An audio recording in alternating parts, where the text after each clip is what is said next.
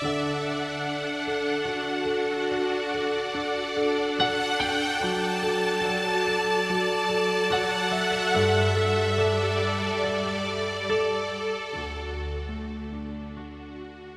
эже өз жашоосундагы мындай окуяны айтып берген экен. Жашоомдогу эң алгачкы жумушум официант болчу. Мен баарын туура, так аткарганга ар дайым аракет кылчумун. Бирок көп катачылыктарды кетирип алчумун.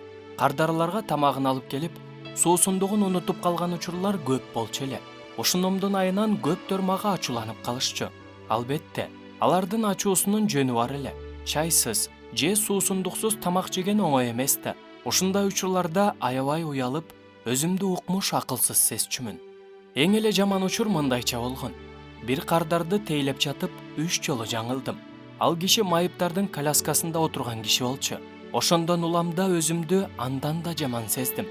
Иштин бүткөн жери ушул окшойт деп туруп калган элем.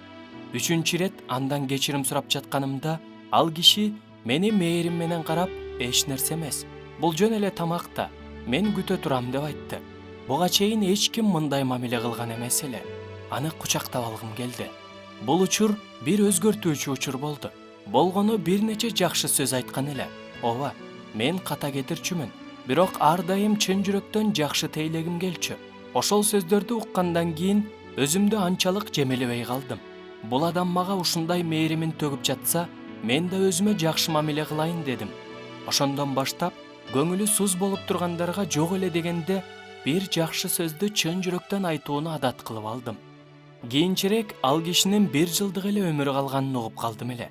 Бирок эми анын жакшы сөздөрү көпкө жашайт. Маанайым түшкөн учурларда ошол сөздөрдү эстечү болдум.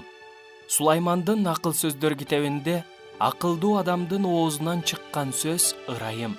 Ал эми акылсыздын оозунан чыккан сөз өзүн өлтүрөт деп жазылган.